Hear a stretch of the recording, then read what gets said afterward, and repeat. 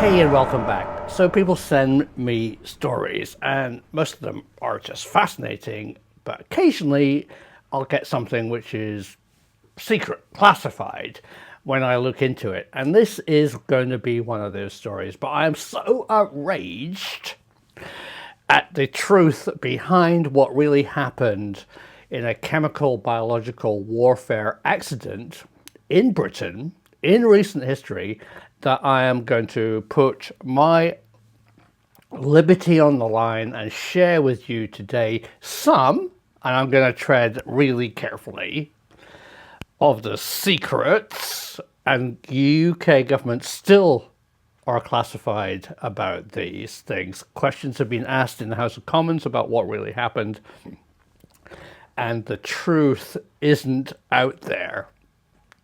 You might remember this guy, Clive Ponting. Clive was an advisor to Margaret Thatcher during the Falklands War, and he exposed the truth behind the sinking of the Belgrano. You will remember that the Belgrano was not actually sailing into the British exclusion zone around the Falklands, but in fact was sailing away. But orders were sent from London, from Thatcher, to sink it using a torpedo.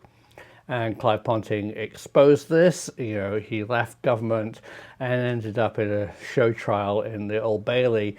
And he continued to be interested in other British government secrets. And the story that I'm going to bring to you today is one of those. So a bit of background, and some actually very upsetting background. Britain, England, was going to lose World War II. It's only the intervention of the Americans, the Allies, that saved our bacon.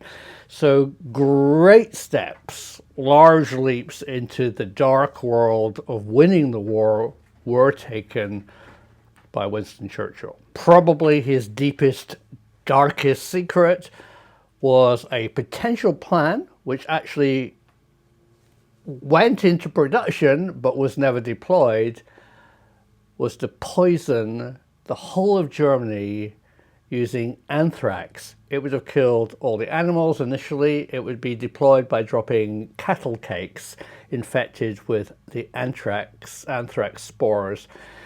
Cows would die, humans would die, and anthrax stays in the soil for up to 100 years. So today, now only coming up to just about the 100th anniversary of when the mission would have taken place, Germany would be a wilderness.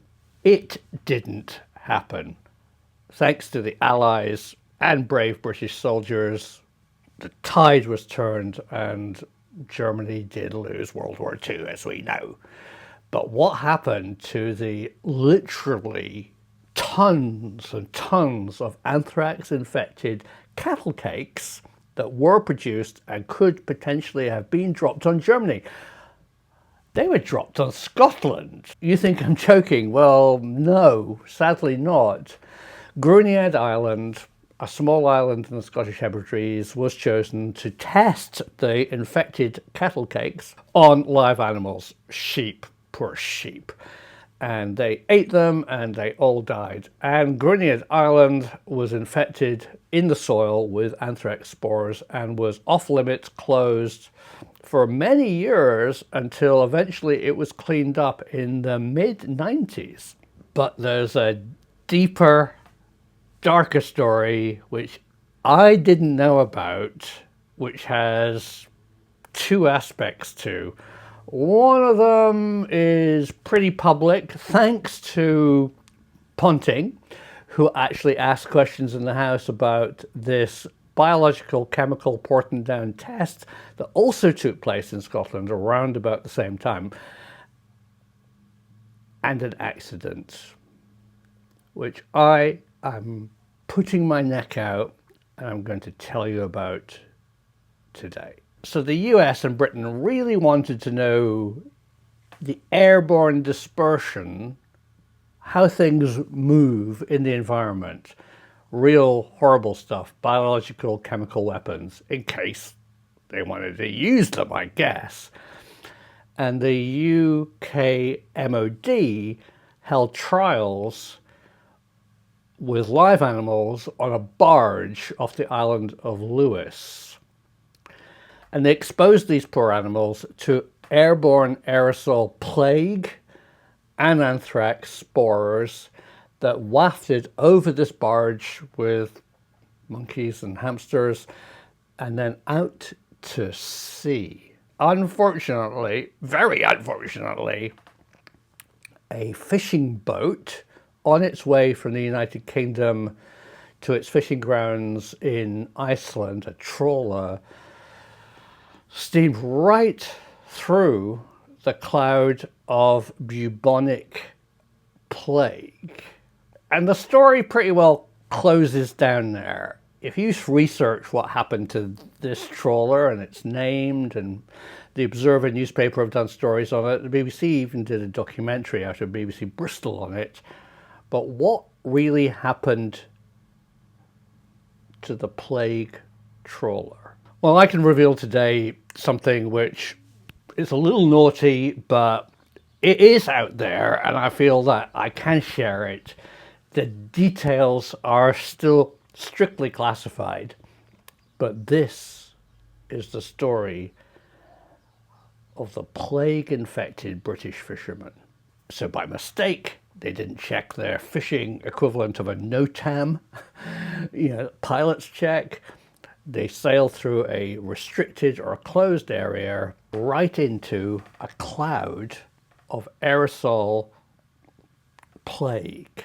It was part of an aerosol dispersion test off the island of Lewis in Scotland, and animals were tethered on a barge to see how they were affected badly.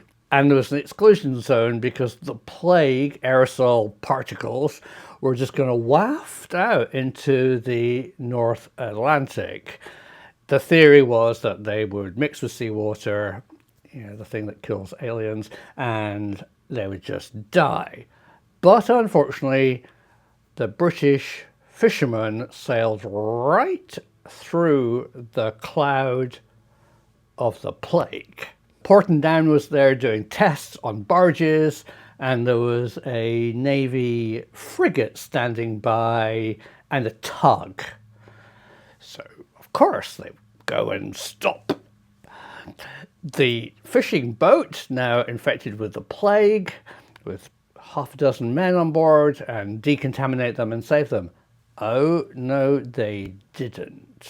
What they actually did is the thing that is still classified, and British government to this day is deeply embarrassed about, and so they should be. They just let them sail on.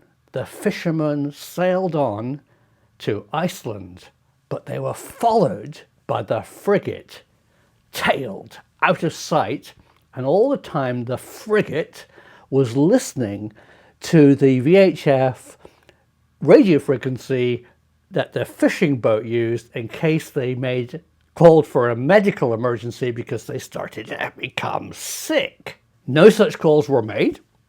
Good.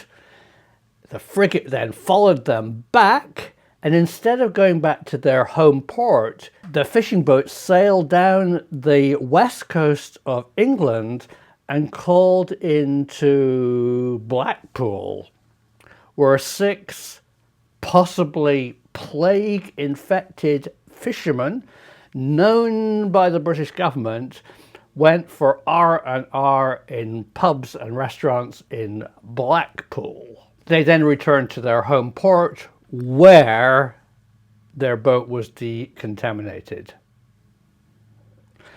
This story is of great embarrassment to the British government.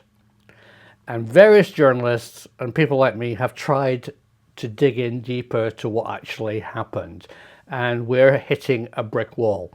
So if you want to do your own research, look in the description below for some government, Porton Down, good journalism links, and you do your own digging. There's more to this story than I can tell you. I've walked a very fine line to keep the stuff that I've mentioned today above the classified level. But now I'm going to share with you something that nobody has seen before. Thanks to Clive Ponting, he got Porton Down to release their secret film of the tests. So unfortunately, this is just the kind of film that YouTube really hate, because it's impossible for them to place advertising on such a sensitive subject. But these are the kind of films that I make. So to watch the full 48 minutes of extra footage, which is the archive film from 1952 of the now declassified report into Operation Cauldron, join me on Patreon. So from only $1 a month, you can have access to all my films with no adverts and uncensored by Google YouTube policies. And you'll be part of a community that really support me, and we all share ideas. So incredibly smart people who know what they're talking about. So if you'd like to see Porton Down's own made film of Operation Cauldron, join me on Patreon. The Patreon address is patreon.com/Professor Simon. See you there.